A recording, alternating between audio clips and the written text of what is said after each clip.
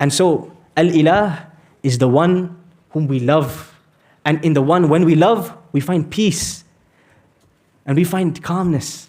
And everything else makes sense because of our love for Him. These are the two meanings of Al-Ilah. The one who is most intensely loved. The one who we go to in times of difficulty and struggle and pain. The one who we seek protection and refuge and calm and peace from. And the one, is what some of you mentioned in the translation, the one who is worshipped. The one who we bow our heads down to. The one who, when He says, we do, and we don't ask. The one who we give our souls for, we take a bullet for, we sacrifice for, we do anything for. He is Al-Ilah. These are the three meanings of Al-Ilah. And Al-Ilah, they call it Ibdal, became Allah. And this is just one name of Allah subhanahu wa ta'ala. And the scholars said that this is the greatest name of Allah, Al-Ismul A'zam. The scholars differed because there's a statement of the Prophet sallallahu alaihi wasallam that Allah has one name, the greatest name of Allah. إِذَا دُعِيَ بِهِ اسْتَجَابَ.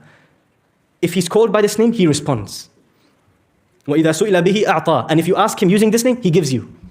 The scholars differed. Which name is this? Many scholars said this is like Laylatul Qadr. We don't know, but we have to search using every name of Allah to see which name is that one, that golden name.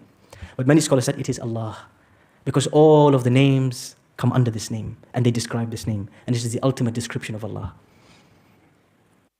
And it is narrated in a hadith of the Prophet ﷺ that the day of judgment will not come until there is not a person on this earth who says Allah, Allah. When there is on this earth nobody who says the name of Allah, the day of judgment is going to come. So as long as you guys are here, and the ladies and the gentlemen are here saying the name of Allah, inshallah, it's not time yet. Yes. He's asking, does it mean only the name of Allah or all of the names of Allah? Who can tell me an ayah in the Quran that responds to this question? When we say the day of judgment will not come until there's nobody who says Allah. He's asking, Jamil, but not the one I was looking for. He's saying, is it only the name of Allah or what about other names of Allah? So if somebody's saying Ar-Rahman or Ar-Rahim or Al-Malik or Al-Quddus, does that mean the day of judgment will still come? لا قل ادعوا الله أو ادعوا الرحمن أيما تدعوا فله الأسماء الحسنى. Allah says, call Him Allah or call Him Ar-Rahman. All of them are His names. So many scholars deduce that this doesn't mean you have to say the word Allah, but any name of Allah, there's nobody on earth to remember Him. That is when the day of judgment will come.